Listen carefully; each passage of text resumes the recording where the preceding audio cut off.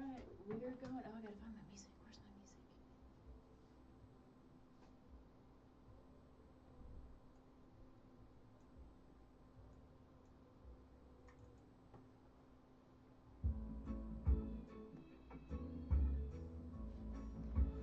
All right, good morning, everybody. Nikki Burnett here. This is Taste Life Nutrition Radio, streaming live on KUHSdenver.com, where our goal is to bring to you just really some of the coolest people who I encounter on a regular basis. It's really, it's exciting, it's fun, and my goal always is to bring to you, and for myself also, but to bring to you people who are out there to serve, who are to give, who are to love, and to bring goodness to everybody around them.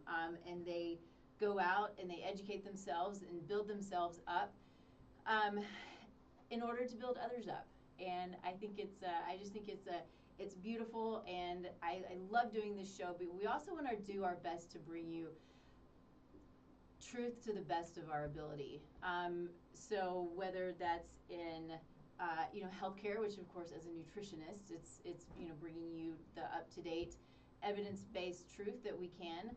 I don't use the word science anymore because I think it's a problem, but as far as bringing you truth in health and wellness, health and wellness is physical, mental, emotional, it's spiritual, it's financial, it's relational, it's all of the things, and we want to provide you with really great, solid information that you may need, or that you can pass on, or that can help you build, help you grow, help you out of a place where you might be stuck.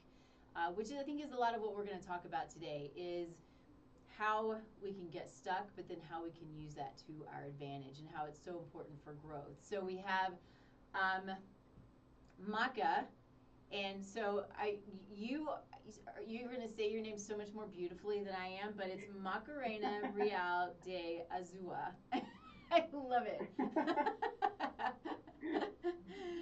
So she's joining us today. She's an amazing business coach, health coach, and has a really unique approach, I think, to the way that she works with people. So, Maka, thanks for being here. It's good to see you. It's been a little while. Thank you. Yes, it's funny how it's so difficult to pronounce people's names. It happens to me too all the time living in the US, so no worries. Yep, No yep, one yep. can ever say my name the way, I say it, so it's all good. Well, I'm sure it rolls off your tongue much better than it rolls off mine, for sure. But it's beautiful and I love it. And so everybody calls you Maka, yes, Yes, which yes. does make life easier for me, for sure. But anyway, I'm super grateful that you're here. I'm really excited about what we're going to talk about, because this is something that I think is near and dear to my heart. It's important for us to be aware of where we are and the potential that it has, wherever good or bad, the potential that it has for us as we move forward into our lives. And so, as always, we start the show with gratitude. And what are you grateful for today? Whenever people ask me this, I always answer I'm grateful for my legs because they've had allowed me to do so many things in my life, from running marathon to triathlons to going places to riding my bike. So I also think we take it for granted. So I'm gonna say my legs. I'm grateful for today. I love What that. about you? I love that. And that's a first. And I think that's really beautiful.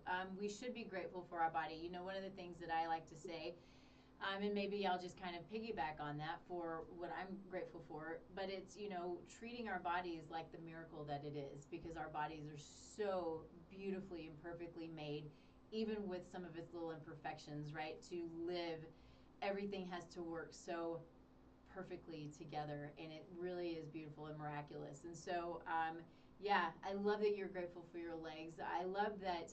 I think that I'm grateful for the abilities that our bodies gives us, which goes right back to your legs, right? But it's our brains, and allows us to grow and to think, and to kind of what this show is always about, is to serve and to love, and the amount of control that we have over what it is that our future, that how the amount of control that we have of our future and our health of the future. And so it really is, yeah, it's beautiful, and I love that. Thank you for that. Very good. So let's just jump into the meat of things and have some fun. I always like to start the show with just, your story. You've got a really great history with the amazing sort of iconic people who you've worked with that then help you to guide your clients in whatever it is that they need to do. And so I want to just dig in a little bit, let you tell your story about, where you came from, why you do what you do, what excites you, what motivates you, what brings you, what makes you show up every day. Wow. Okay. That's a very short question. I'm only 50 years old, so but but going back to actually, I'm gonna restart with what you said about our bodies and about how we want to live our lives. Because I was thinking on my run this morning out in Central Park, I was thinking about I only have average. I'm turning 50 in September, so I'm gonna have 28 more summers if I live up to 78, which is the average. Mm-hmm.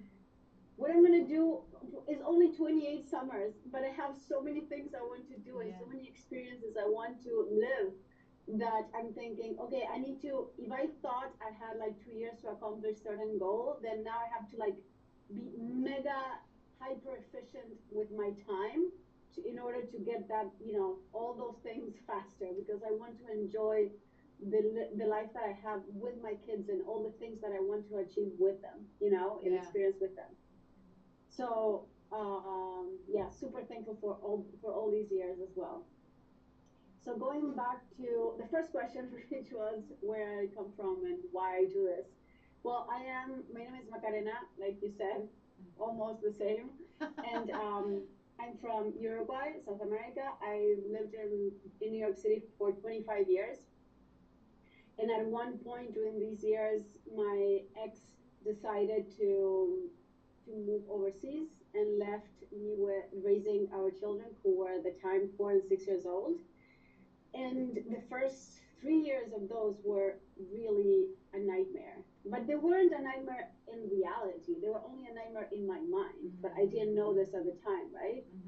So throughout those years, I was thinking I was so miserable and I was so unhappy and this was so unfair and how could he do this and how dare he do that and all those things until I found myself in a place where I thought I really have amazing kids.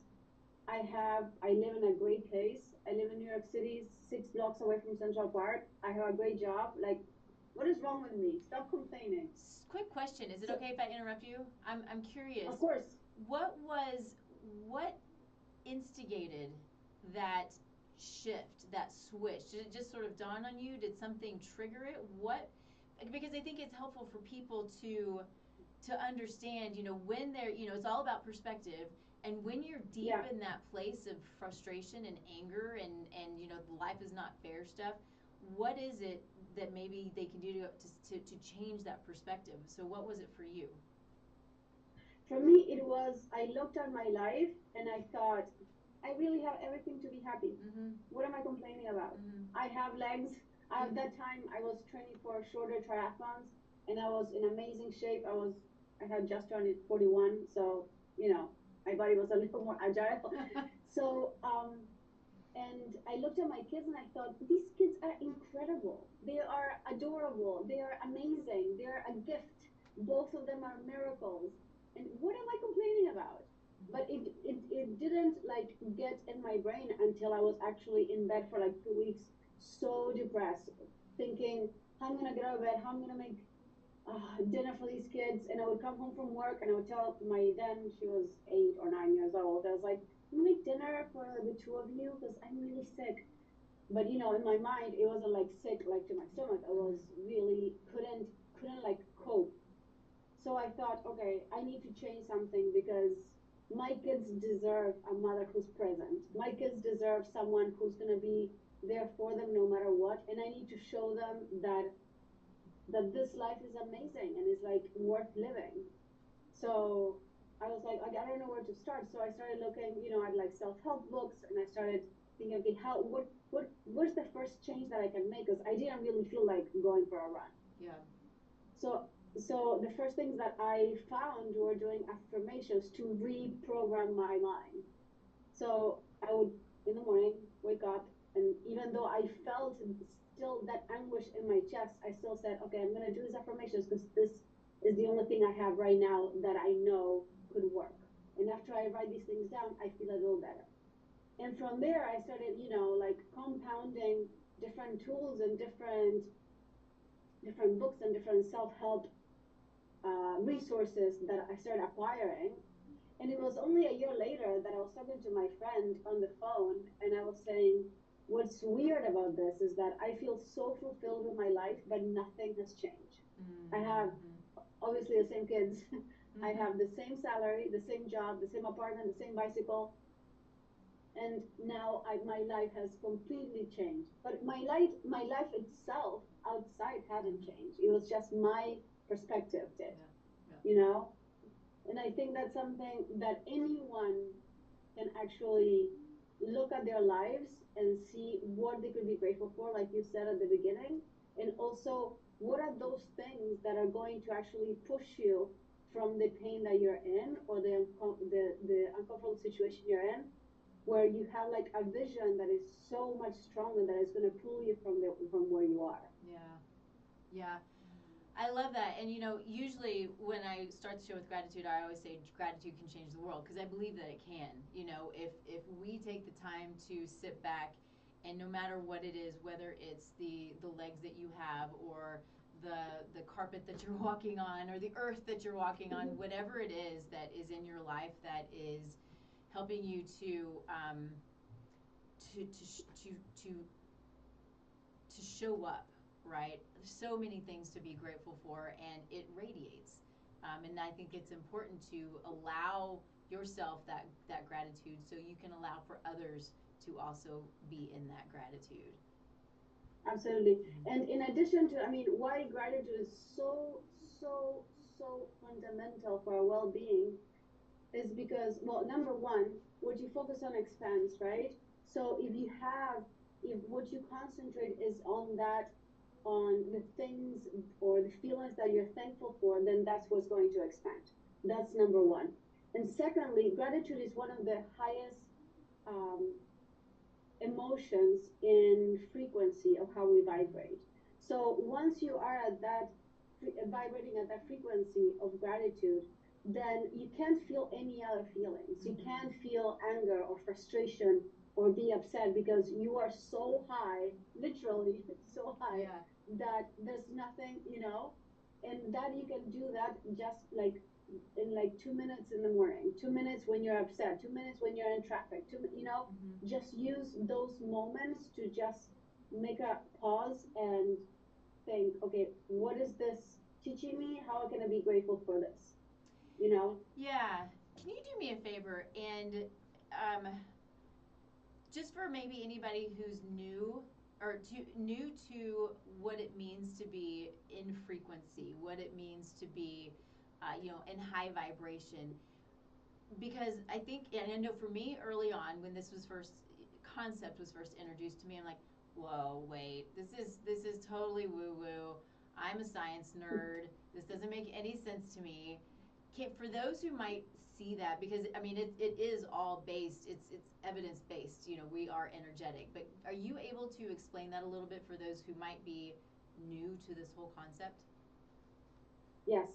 So, well, now there's actually science, there's evidence, scientific evidence that this is the way we operate in the world, right? So what happens is this, as you know, but for those like you said who maybe never heard this concept. So we are atoms. Everything that we have on this planet, from the human beings to this glass to the water to these airpods, everything is composed by atoms. What does that mean? Is that an atom is 99.999% energy or information, and just that 0.0001% is matter. So that means that we're basically little tiny atoms moving all the time because we're not touching, right? Those atoms are not touching, they're just like the energy moving. That movement is the vibration because we're constantly vibrating. So if that's the case, then that means that we're constantly, me and you are actually just some atoms away, even though we're in two different cities. And that's why when people talk about we are one, that's what that means. That we are one because we are literally all in touch through these atoms moving. So that's the vibration. Now our emotions also carry an energetic vibration.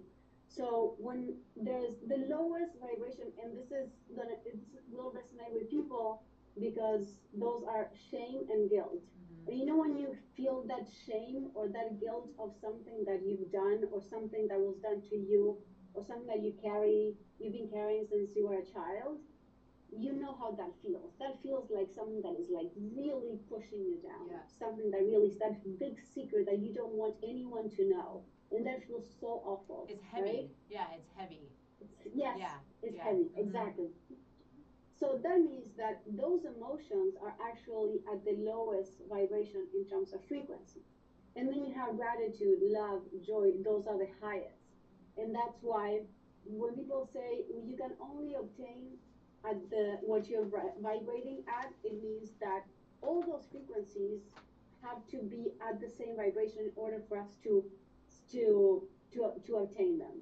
The same way when you turn on the radio in your car and you hear the static and you're like that you're trying to find the frequency to be able to hear that radio that you want to tune into.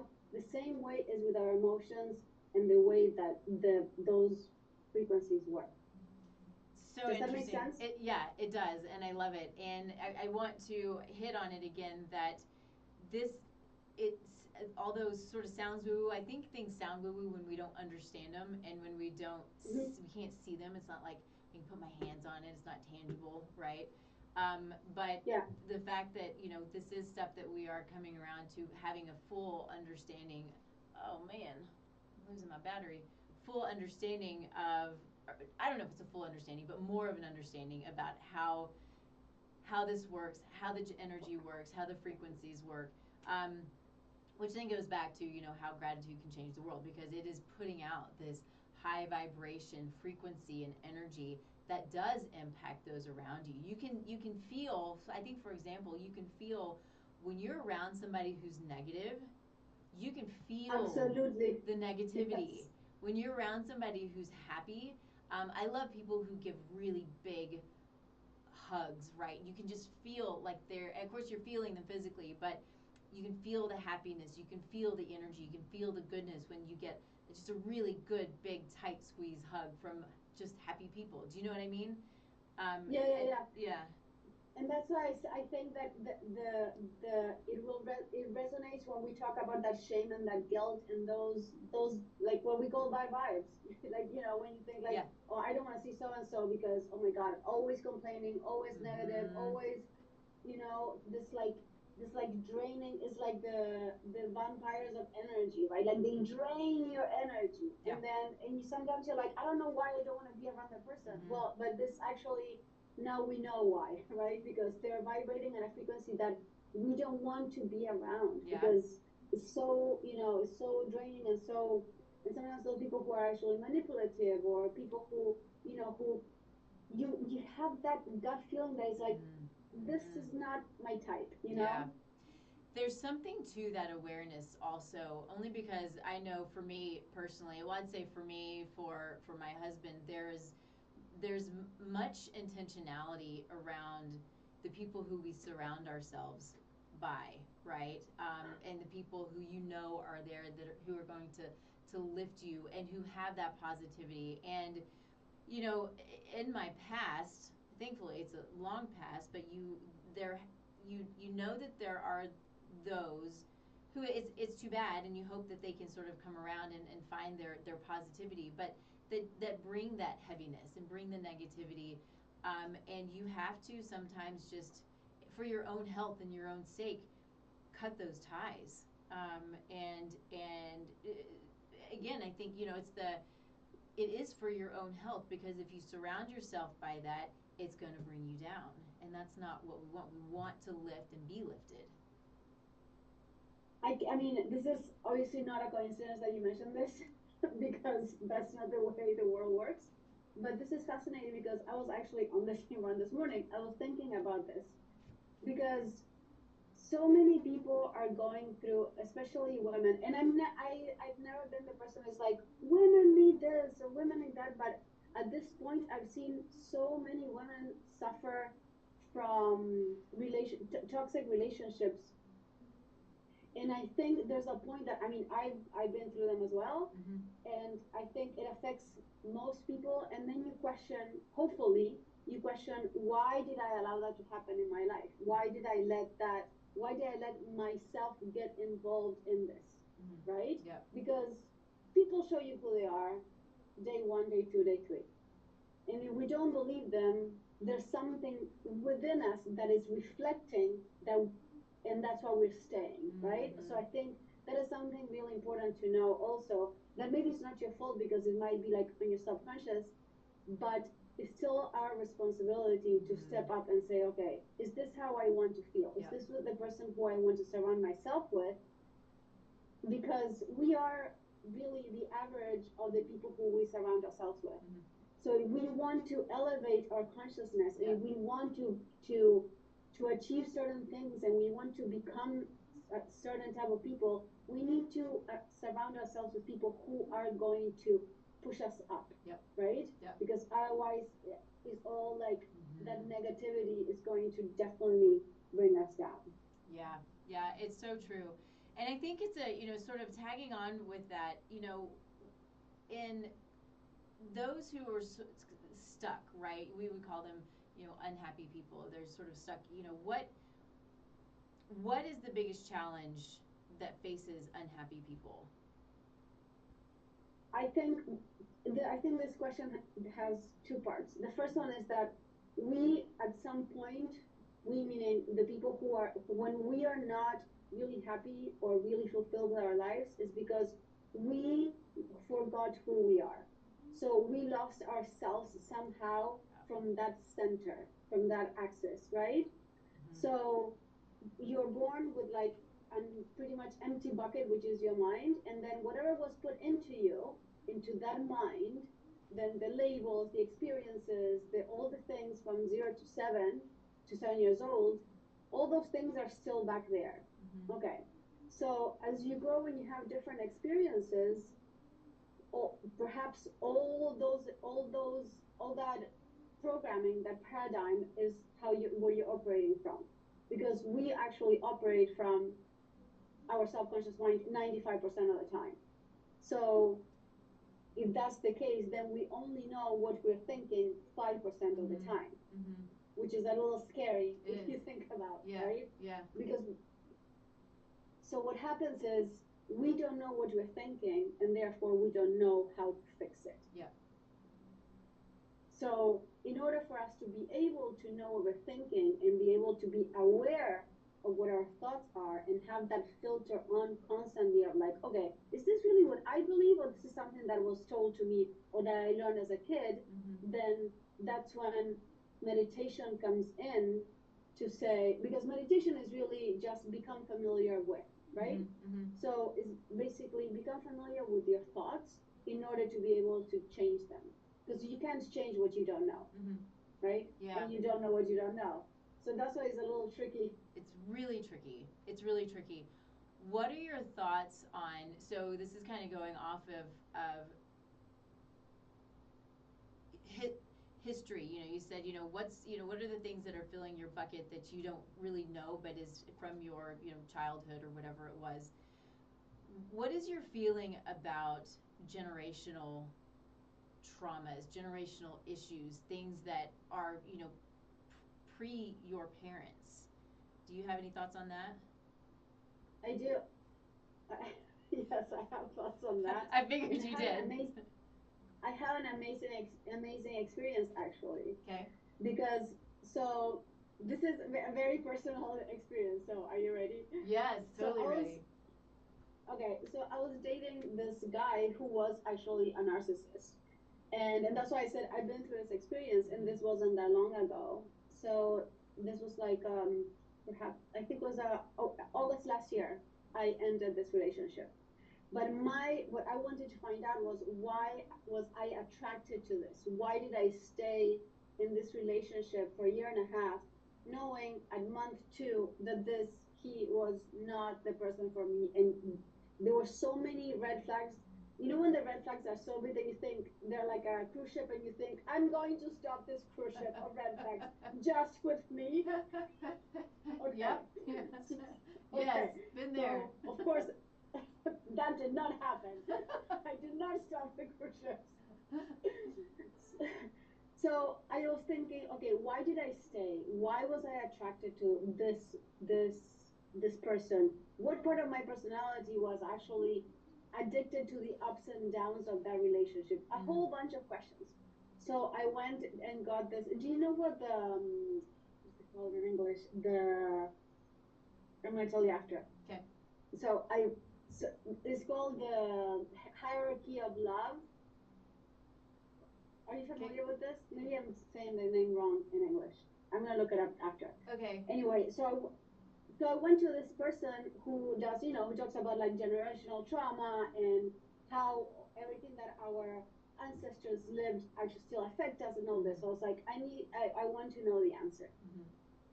So she asked me multiple questions, and then she explained to me that actually in the hierarchy of a family, first of all, like the great grandparents, grandparents, parents, kids will be me, and then my own kids.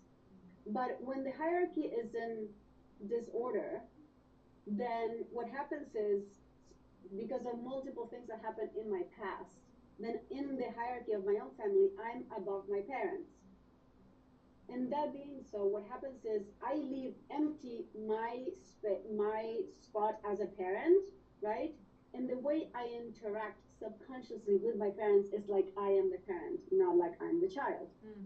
So when it comes to relationships, being in that space, I meet someone and I interact and everything is fine. But then there's a point that I am acting as the parent. So he acts as the child. Mm. Okay. Interesting. So do you understand what I'm saying? Yeah. Yeah. Yeah. Okay. I got you. So I thought it was fascinating because that triggered something in my mind that I was like, oh my God, that actually resonates on how, and this of course was after multiple questions on like my past and my parents and blah blah. But it was like, the best part of this was after the session was over. I mean, I've been like independent for I don't know since I was like 17 years old and all these things. And when the session was over, I said, okay, I'm gonna pay you. And she was like, oh no, your mom called to pay for your session. Oh. And I was like, Wow. so I need to actually be the child and accept this this place in. Isn't that fascinating? That is fascinating. I love that. Yeah. Yeah. Yes. So yes, I definitely think there's a lot, in yeah, Yeah. especially in society in the West, and how that trauma of oppression has affected and still affects our generations. Yeah. Yeah. I ask because this is something that I'm sort of, learning a little bit about.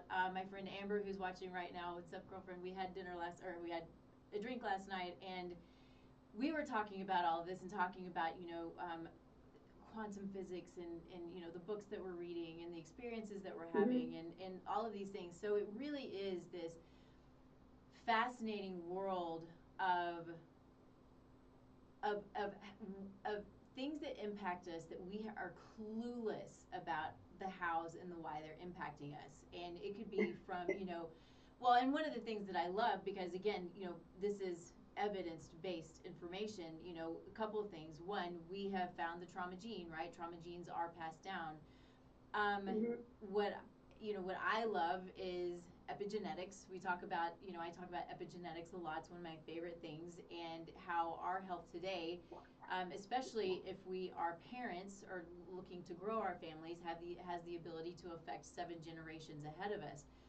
I have a friend who works with clients who are looking to get pregnant, who does it the opposite way, who helps her clients understand their generational impacts on why they're having struggles getting pregnant today. So she's looking at whether it's her parents or grandparents or great grandparents, what is it in that generational history that has them thinking, yes, I want to get pregnant, but I don't want to be, I don't want to end up being like my mother, right? And so there's that block, or I don't want to be like my grandmother, and there's that block, and these things can come into play, and we just don't have any idea about it. And the beautiful thing is there are people like you and people like, some of these other people who I know who have the ability to kind of help us to dig into the stuff that we're clueless about. I'm freaking clueless about it.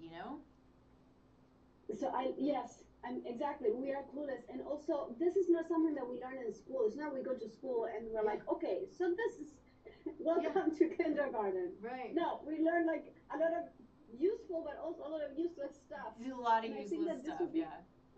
Right. So imagine we learn about epigenetics and about like generational trauma and about like how to reprogram your subconscious mind, and this was like actually normal things that people would talk about. Imagine that would be, the world would be a different place. It would be a different place. Just having the ability to have the awareness. I think so many of us, and myself included, up until fairly recent history, but having some kind of awareness around your thoughts, your feelings, your actions. I'm still working on this stuff. Why do I react this way to this? And what is that? What does that mean? Yes. And we just do, and then, but a lot of us, we don't think about it. And so just thinking about, why do I react this way? Why am I sensitive to this? What is it that triggers me and why? And one of my favorite things to talk about is about building your team. And when you start to ask these questions that you don't know how to answer, it's always, as a functional nutritionist, we're always talking about digging for the root cause. Well, in our reactions, in our mental and emotional health, there are root causes there too. So ask the questions and dig, or find somebody who can help you dig to help you understand you. I tell people, I want you to understand your body. I want you to understand its needs. I want you to understand how you feel and why you feel how you feel after you eat certain foods, things like that. But what I can't help with, and you can help with, is, why do I react this way? Why do I feel this way? What triggers me, and why does it trigger me? And how far back do we have to go? Because we may have to go really far back. I mean, yes. So I know it triggers so many thoughts in my mind now that you said that. First of all, okay, so it's called Orders of Love by Bert Hellinger. Okay, got it. Okay, so that's one. Okay. So that's one thing. And then the other thing is about just being aware that we have those thoughts is life changing, because exactly like you said, being aware of how you feel after you eat something, but also being aware of why you're reacting a certain way. Because anger, for instance, I was pissed all the time. Everything would piss me off. When I say everything, it would be, I opened the door and then the towel was on the toilet instead of being hanging from the hook. That would piss me off. Everything would piss me off. And then in my entire life, I was told, as we're all told, oh, you have your personality, that character is you're just like your dad. You got that from your father's side, right? We're told these things because that's what people believed, right? And then one day you're like, no, I don't want to be this. I don't want to yell all the time. I don't want to yell at my children. I don't want to be this. I want to change this aspect of my life. And I think that is so important for people to know that you can always change. These are habits. These are behaviors. And it's not like the color of my eyes. It's actually a behavior that you change how you behave. It's something that we can all change. And the same thing, like you said, about you can change your body, you can change what you eat, you can change so many things. It's without knowing. And I love that you're saying this too, because so much of this just resonates. I talk about the amount of power that we have. When we say that we can't do something, we're taking our own power away. If we allow somebody to tell us we can't do something, we're allowing them to take our power away. when we have the power to change, we have the power to to learn, to understand our habits, to dig in, to to not be angry, right? Things might trigger us, but it's the awareness that allows us to start that forward movement to changing whatever it is that we want to change. So having the awareness Absolutely. and doing what you're saying is, if you're tired of being mad, who wants to be mad? Who wants to be sad? Who No wants to one be wants to be mad. frustrated? Yeah, I mean, it's not fun. It's It's like not a fun place to be. Life should have some funness to it. And just yes, yes, taking ownership, taking accountability over, I mean, over everything. The point is not to overwhelm. You know, we can't make, 100 changes all at one time, but having the awareness and step by step making the incremental changes, having your goals set out for a month, 6 months, a year, and then the most beautiful thing to me is when you look back at that, at that month point, and then at that 6 month point, and then at that year point, and you're like, holy smokes, look what I did, because I have the freaking yes, power. Mm-hmm. yes, exactly. And the same is, I mean, the same when you go to work and you get to work, or your sister calls you and says, because you know so and so and so and so, and your dad and mom and blah blah, and your sister and your brother, and you're like, yes, because blah, blah, blah, I agree. Okay, hung up. Call to the other one. Did you know what so and so called me and told me? Blah blah blah. You keep going. You get to Yeah. work. And your colleague is like, oh, you know what my boss said? Our boss, blah blah. And then you go and you talk to the other one. You're in this constant Yeah. gossip, Yeah. complaining. It's like, why are you involved in Mm-hmm. this? This has Mm-hmm. something to do with you, Yeah. right? Yeah. You should be concerned about how you are going to make the changes or become the change that you want to see in the world. Otherwise, Yes. you're in this constant gossip that the only thing is doing is actually putting you down and taking your power away, because have the control, you have the power, like you said, to make those changes in your life, Yeah. right? Yeah. Yeah. I totally agree. I think, though, what I would love to know from you is, what are like, somebody who is stuck in this place, that person that we're talking about right now, who's sitting there kind of stuck. What would you How do you work with your clients, or what are little tips that you would give to help that first baby step, that first forward movement? The first baby step that I always recommend to my that I work with my clients or my friends or my Yeah. brothers and Yeah. Yeah. sisters is is when you get in the shower in the morning, observe what you're thinking, Mm. because then you realize that you're not present in the shower. You're not like, oh, I feel the shampoo in my hair. No, you're thinking about what I'm gonna do next. What did so and so do? What do I need? What I'm gonna make for lunch? How I'm gonna get to work? What is my boss gonna say? I'm already pissed about like the meeting that I have that I'm not prepared for. Whatever it is, but you're not present in the moment of showering. Mm-hmm. So I think that's a really good exercise to do, because it takes only a few minutes that you're in the shower. And then when you realize that your mind is like going off somewhere else, you can bring it back and be like, oops, just be present. Because in the present moment, there is no problems. There's nothing wrong in Mm-hmm. the present moment Mm-hmm. ever, Mm-hmm. right? I love that. Yeah.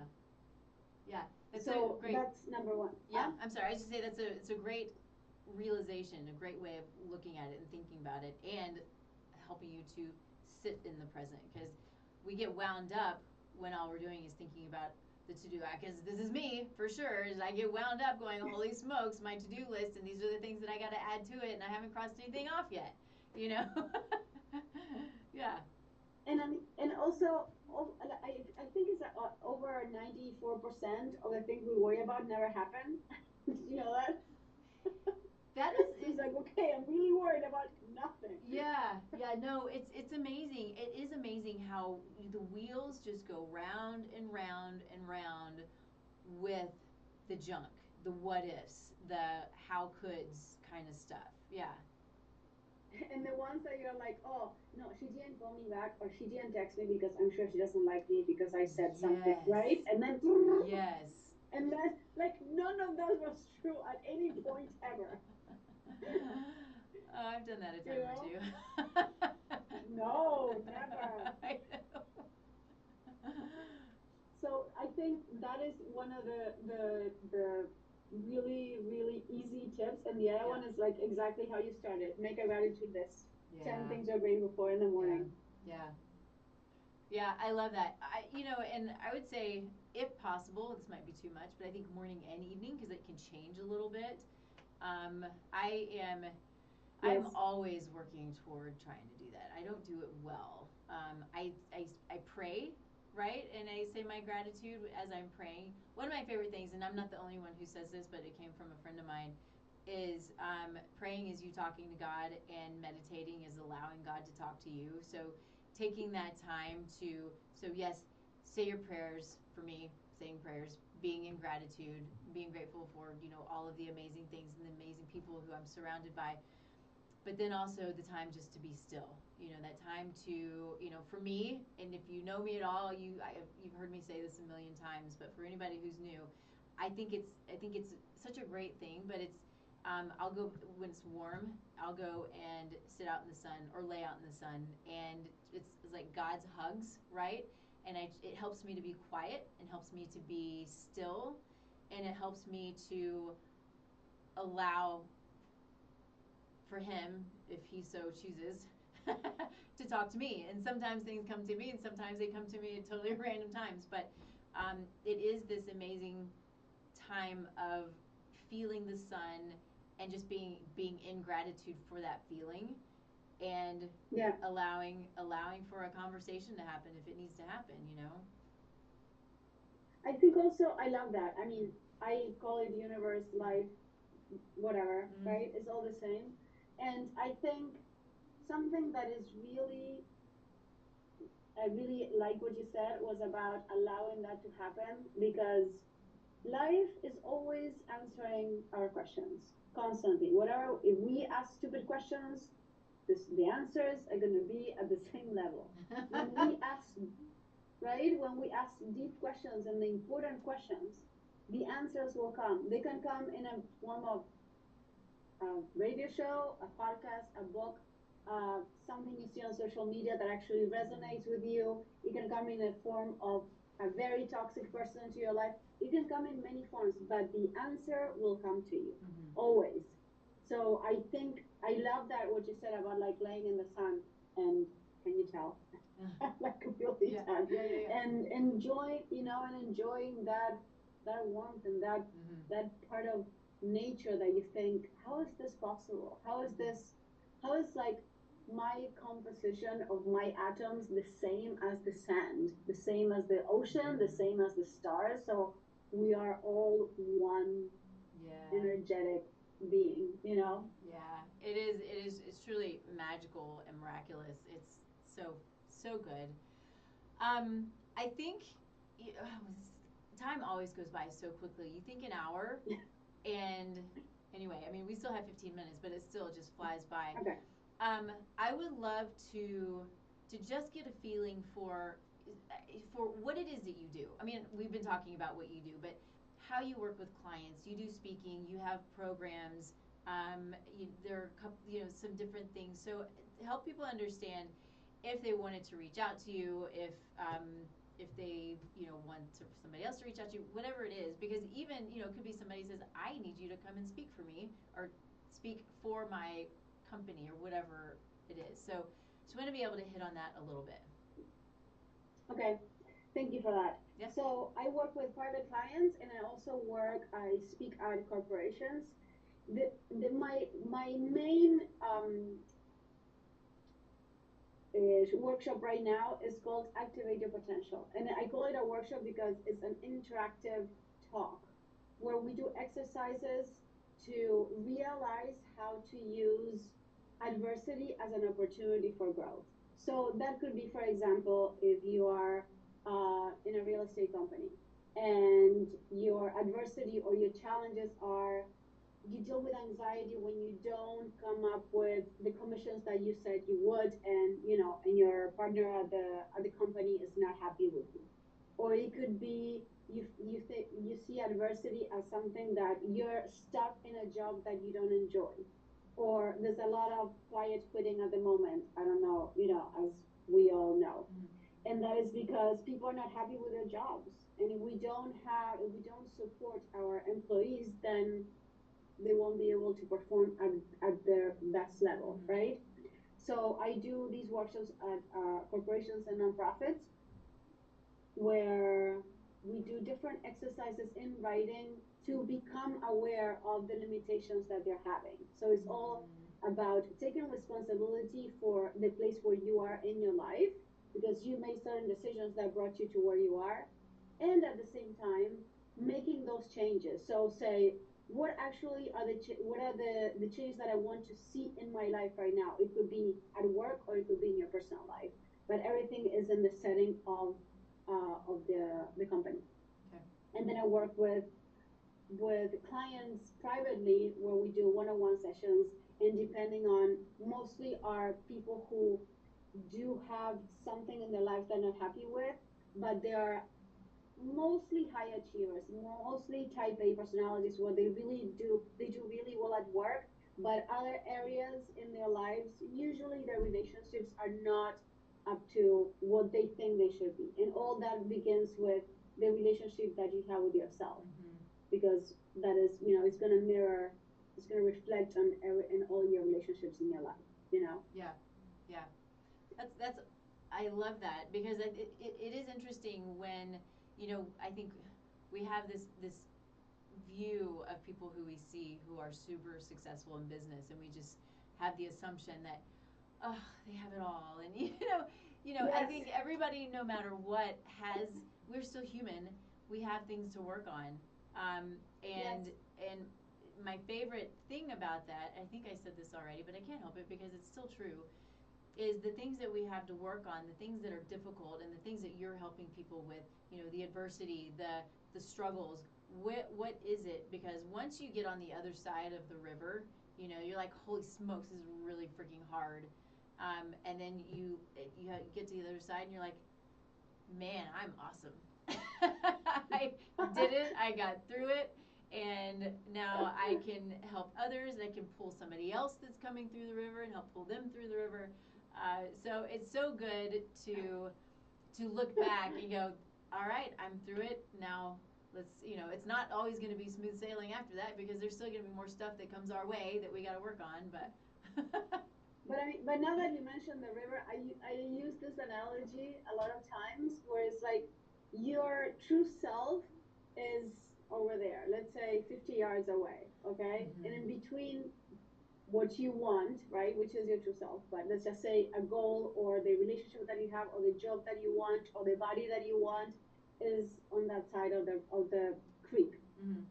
Now you're here and you think, if I cross that, then that means that I'm gonna get wet and I don't want to. And then when I get to the other side, how I'm gonna deal with all these issues, of like my clothes are gonna be wet, my hair is gonna be a mess, all these things. But what happens is once you cross that creek or that river, as either way, what happens is you fall, right? And then you say, okay, now I need to adjust how I stand on these Mm-hmm. little pebbles so Mm-hmm. I don't fall again. And then you find a stick where you're like, okay, now I can actually use the stick to help me cross this river. Yeah. Oh, and then I'm going to adjust so the current doesn't take me away. And when you get to the other side, all those tools that you learn are going to be what makes the difference and what you're going to use in your actual new life. So all those things that happen when you cross that river are for a reason. So all these things that we are going through are to get to that point, and we're learning on the way. Do you agree?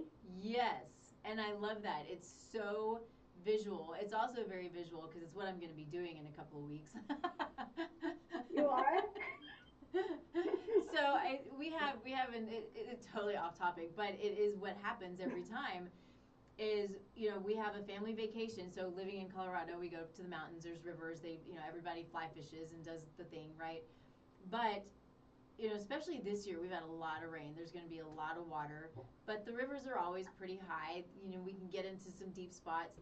And I'm going to tell you that sometimes crossing those rivers, because we got to let the dogs cross, and they're not just pebbles, they're like big freaking rocks that are in the river and they can twist ankles, and you're like, and you got big boots on, it's the whole thing, right?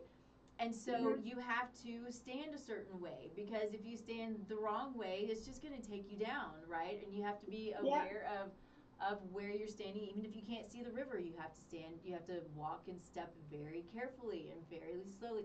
Anyway, so it's all of the things. And my husband, before I crossed the river, so I was like, here's a walking stick, take your walking stick. And sometimes like, nah, it'll be fine. And I'm like, I wish I had that walking stick. There's no Yes, no exactly. stubbornness here, really. Anyway, it's so true and so beautiful, and I see it because I do it all the time. See, you do it in real life. In I'm not real crossing life. any rivers, but But and but I and think, there's huh? always the like the business part, or the other parts as well. So the more not so real, not so physical. Um, but so yes, it's just I see it in all the ways, but it's, yeah, so perfectly stated. Yeah. So I think it's worth crossing the river no matter what, because at the same time, this is what we came to this life to, right? Not to sit in the same spot all the time, because that's what's the point of that? Yeah. Then you're like stuck, and then you're not moving. And Mm-hmm. fear and all these emotions are all normal. And I think that's also something that people don't realize, that we all feel this way. We all Yeah. felt at some point in a way where we're stuck, or there was no way out, or we thought, how in the hell I'm going to get through this month or even this day? Mm-hmm. You think Yeah. I'm drowning. You when you feel like this, like anguish, that you're literally drowning in this um, Mm-hmm. sea of mud and anguish, Yeah. and you're stuck in a relationship that you don't like, Mm-hmm. in a job that you don't like, and you always said you wanted to play a violin and you never learn how to play a violin. Whatever it is that people want to do, this you can always change it. You can always make those changes and make Yeah. those improvements and cross that river. You know? Yeah. And one of the things that I'm thinking about as you're saying that, I'm going to kind of go back to my physical experience of walking across the river, Mm-hmm. is one of the reasons we do that. So my husband sort of has a preference for the way he fishes, but we also do that to get away from what might be, we might be close to a road, we might be close to other dogs, and so we always cross the river where there's nothing. And so there's this amount of joy when you get to the other side of the river, where it's completely open. We've got three dogs that then come through and they jump out and they're joyful and they run and they chase and they play and they eat little critters and all of the things that they do. But it's this pure, beautiful joy. And my joy is being in the sun, watching the dogs run for miles and having an amazing time. And so it's like, I feel like when we do get stuck, if we can bring the experience of joy that we have or have had and try to get back into that, um, that also maybe can be a motivator, or if anything, it just helps to lift you a bit, right? It increases your frequency, it helps the vibration, and maybe helps when you're so stuck and so frustrated, feeling that, so you have the ability to take that next step to Absolutely, move through the absolutely, yes. river. Yeah. I mean, what I love about that is actually I usually end my talks with a very short meditation, which is like 4 minutes. It's very short. So what happens in that moment is we all the participants close their eyes, and then they get to a place after we did all the exercises, and we design their next step of their life and what they want to achieve and their goals and whatever else. And those goals could be, like I said, in being a healthy relationship, or being in a body that they feel comfortable with, or whatever it is. So it's usually it's sales teams. So they're looking at how much money they made, Yeah. and what vacation they're going to be able to take, or what school they're going to be able to put their kids in, or if they're going to be able to support their parents as they get older, whatever that is. So everyone closes their eyes, and we get into a place of thinking, of feeling the future self. Mm-hmm. So feel how you would feel when that happens. Mm-hmm. Mm-hmm. And then once you realize that you can actually feel those emotions without going anywhere, right? The same way we can get upset just by thinking about something, we can also feel those really high vibrating emotions that we're grateful for because they already happened. So that we're already embodying those emotions. And then you can take that with you. Yeah. Always, no matter where you go, and always call in those emotions because it's just all here, you know? Yeah. So in the same way, you can actually call those feelings of seeing your dogs running and feeling the sun on your skin, you know, which is amazing because it's all in our head. Yeah. Well, actually, our mind, but right, and all the good things. So yeah, no, I so agree. Yeah, I think that's I did a meditation with someone recently, and that was they were like, you know, where bring in your happy place. You know, where is it that you are? And that's what always comes to me is my husband and me, the three girls, and it's just in the sun, and they're running, and we're laughing, and it's amazing. It's just beautiful. So it's that's pretty easy. Yeah, right? It is. It's just that pure, really pure joy, right? Yes. So yes. really good, really good. Is there anything that you want to hit on that maybe we have not covered in the last couple of minutes?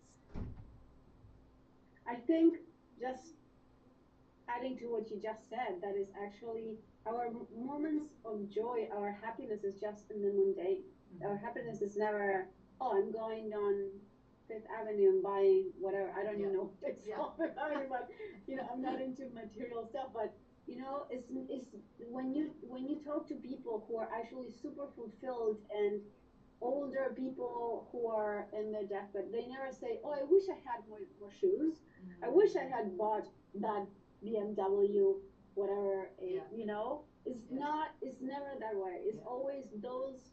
My most beautiful moments are thinking about like when we're like it's winter and we sit down and watch Christmas movie with my kids on the couch. Yeah. That's it. Yeah. So there's good. There's nothing special. So good. Yeah. Or that's and I think a lot of people think, oh, when I get to that, to make that money, when I lose the 20 pounds, when I blah blah blah, then I'll be happy. Happiness is in like the routine, the being able to make lunch for your kids, that sort of thing, or run with your dogs. Yeah, I love that. So good. Thank you for that. Tell people where they can find you. I'm on Instagram mostly, and it's IamReal73, and that's mostly in Spanish. And I'm also on. Oh, I'm on Thread now. Are you on Thread? No, not yet. Okay, and I'm there. I'm actually talking all about these topics about like the law of attraction, how we can live the life that we want and manifest all these beautiful things that we desire that we are already within us. Well, and so with that being said, on your website, because I went to it this morning and downloaded both of them, you have a couple of little giveaways. One is about manifesting. Yes. Yeah, and one what's the other one about? Oh yes. Oh, thank you for that. Yes, my website is realcoaching.cc. So I forgot. Okay. On my website, yes, you have the manifesting guide, and also I have the 3 steps to clarity, which are free guides. Yeah. And the 3 steps to clarity, did you do it? I downloaded them, yes.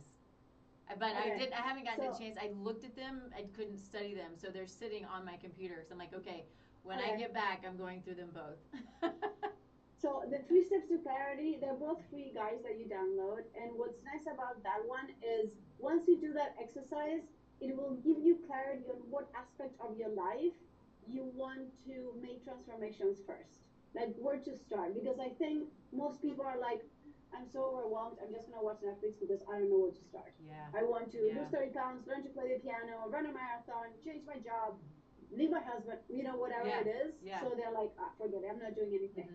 So that guide gives you clarity on what aspects of your life you actually have a lot going for you. And going back to the gratitude, and what are the ones that you're like, okay, this is where you might want help. Yeah, I love that. And I saw them both. I was like, all right, I'm getting these. But I also think that they're things that can be beneficial for, anybody to jump in and just have the quickie, have it, print it out, have it taped to your desk. I don't know, whatever it is, but Totally. something to go back to, because sometimes we make things more difficult, and having a few simpler steps, again, can help make those baby steps and make them doable, right? So Totally. yeah, Yes. I love that. Awesome. Well, we are at the end of our time. So thank you all for joining and for hanging out with us. Thank you, Maka, for hanging out. This was such a really good conversation. I've been looking forward to this for however many months it's been. It's been a long time, but super grateful. Of course, you can find me at tastelifenutrition.com. You can find me, all of the social media is Taste Life Nutrition. You can go to the website, fill out a free assessment where, of course, I'll reach out to you and we'll chat about it and see if I can be of service or if I know someone who can be of service. And Soulful Conception. Soulful Conception, purposeful living for a healthy body, healthy pregnancy, and healthy baby. And, of course, the health of generations to come. So this is for the women and their spouse who are looking to grow their family, whether it's starting or whether it's growing, but are ready to plan. Preconception planning is really key to decreasing the negative outcomes that can happen during any phase of this time, right? And so the studies show that making 5 lifestyle changes can decrease negative outcomes by 80%. Pretty significant. I mean, it's a big deal. And these aren't usually really hard things to do. And so my big goal out of this is to help to create awareness for those who may not be aware of the amount of power that we have to create our own healthy bodies, but then create the new little healthy bodies. And that only does it only starts to create the health for generations. And just like I was saying a little while ago, as we're talking about epigenetics, is our health today can impact 7 generations to come. So think about that, because people are like, wait, what? Is that really possible? And yes, it absolutely is. It is. That is what the data shows today, is we can positively or negatively impact hundreds of years. I mean, it's fascinating, it's beautiful, puts a lot of accountability on us, but that accountability is power. And that's what I love about it, is I have the power, we all have the power as individuals to create our little world of health, but also that extends and expands for in many big, huge ways. So I will get off my soapbox, but if you have questions about it, if you know anybody who is looking to get pregnant, expand their families, couples, if you have questions, whatever it is, that's what I'm here for. I'm here to be of service. I want to chat about it. I want you to get involved. Or if you have someone, I'm going to throw this out there, about to do a little referral gift giveaway. And we've got some really pretty cool big gifts that we're giving away. So be on the lookout for that, because we'll be talking about it on the show. And I believe that's where I plan to announce who the winner is here on the show. Yeah, it's going to be good fun, and we're going to give some really cool stuff away. So I appreciate you. Look out for more information on that. Again, Maka, thank you so much for joining. I hope we can do it again, because I think this was a really great conversation that a lot of people need to hear. And I hope that you have some people reach out to you, because you are much needed. Thank you so much. This was great. It was lovely. And we're like on the same frequency. Yes, we are. All right. Thanks, love. We'll see you soon. Thank you.